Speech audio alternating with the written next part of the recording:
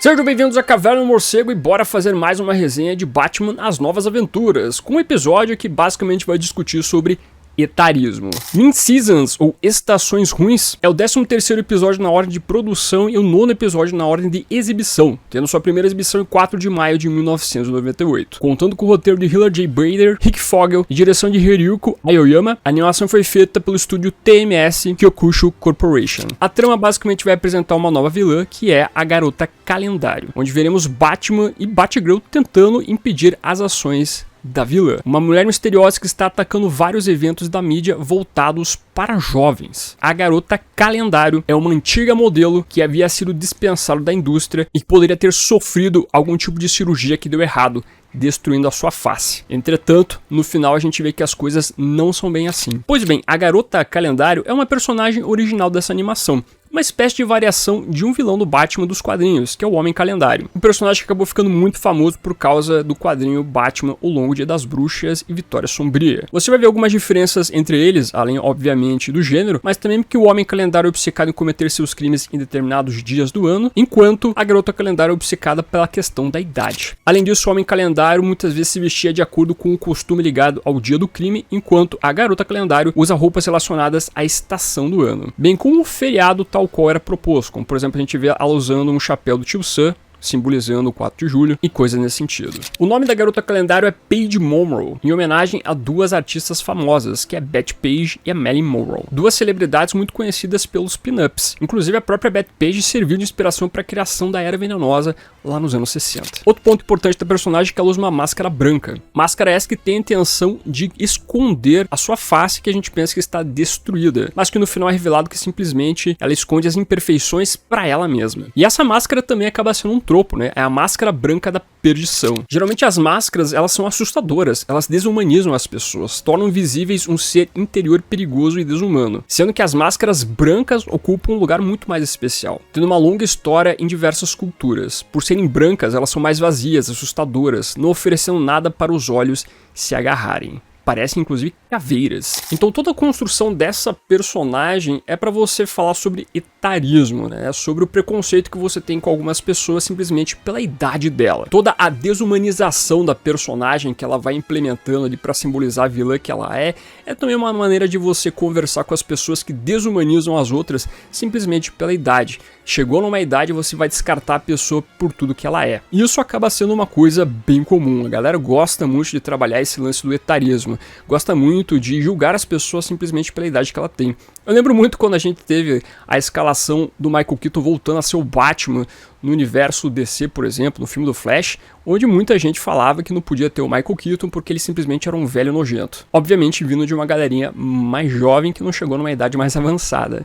Realmente o pessoal tem muita fixação nessa questão da idade e sobre anular certas percepções envolvendo então a faixa etária de uma pessoa. Outros pontos que acabam falando muito sobre a questão do etarismo é o tropo chamado Hollywood Horny e Hollywood Old, onde a gente entra no caso de atrizes, de mulheres, tal qual, por exemplo, o caso da Paige Monroe. Ela costumava ser uma supermodelo glamourosa e linda, mas acabou sendo rejeitada pela indústria, pelo hediondo crime de envelhecer. Outro ponto importante envolvendo a Garota Calendário é que ela sofre de uma condição psicológica classificada como transtorno dismórfico corporal. É uma obsessão com a própria aparência física e uma insistência em se ver como defeituosa ou feia, apesar de todas as evidências em contrário. Tanto é que no final do episódio a gente vê a máscara da perdição ali sendo arrancada da face da personagem e nós não vemos nada de errado com o rosto da Paige Monroe. Inclusive a própria Batgirl diz que ela continua linda, ela continua perfeita, mas a personagem não consegue ver isso em si própria. Além desse transtorno colocado à personagem, através então da sua máscara,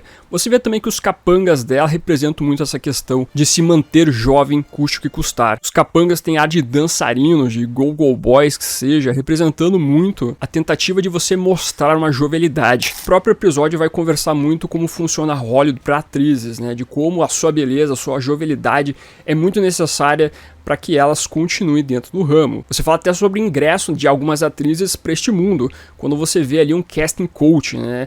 Nós temos ali um empresário dando em cima de uma menina, falando que ela precisa passar por algumas coisas para ela conseguir entrar a fundo, então, nesse meio, né? E fazer coisas um tanto quanto sólidas. Então você vê aqui uma construção muito bem feita no que envolve então essa retratação do que é a mulher em Hollywood. São muitas referências que acontecem com essa personagem para você construir tudo isso. E ainda mais falar sobre o transtorno dela, algo que é muito comum hoje em dia. No passado era comum, hoje é comum, no futuro vai ser comum. Essa maneira como a gente se vê e não nos aceitarmos. Que para algumas pessoas pode ser uma coisa mais leve, para outras pode ser uma coisa muito mais grave.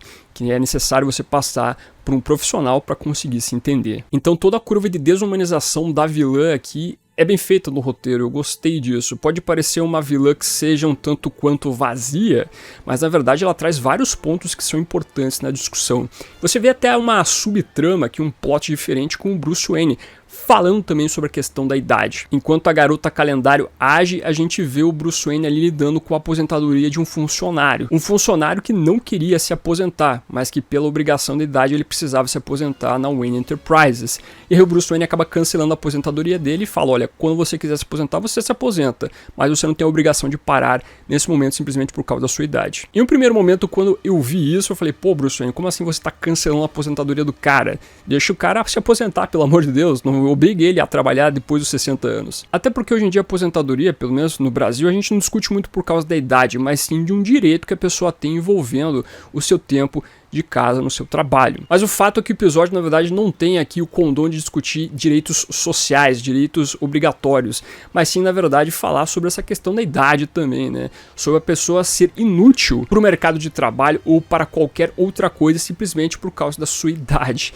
Então essa discussão que esse subplot quer falar. Até em determinado momento nós temos o próprio Batman, o próprio Bruce, se olhando no espelho, né, vendo suas feições, vendo um pouco da sua idade chegar. Essa é uma discussão que acaba ocorrendo na própria cabeça do nosso protagonista. É interessante ver como a própria vilã influencia a cabeça do Bruce Wayne para pensar sobre a sua idade, para pensar sobre sua condição realmente, se ele estava cada vez mais envelhecendo e ficando inútil para o trabalho de Batman. Outra curiosidade importante é que a garota calendário ela foi dublada pela Cilla Ward, uma atriz que, assim como a sua contraparte animada, é muito celebrada por ter mantido sua beleza até os dias atuais. Na época em que o episódio das Novas Aventuras do Batman foi produzido, a atriz estava conduzindo uma campanha de protesto contra o preconceito etário em Hollywood e, mais tarde, produziu um documentário retratando a obsessão de Hollywood pela juventude e pelos seus efeitos nocivos na percepção do público. Sua aparição nesse episódio pode ser interpretada como parte da mesma campanha. Assim como a sua dubladora, a garota calendário tinha longos cabelos escuros. Então o episódio é muito interessante, com detalhes importantes aqui que podem passar desapercebidos, mas que na verdade são bem diretos.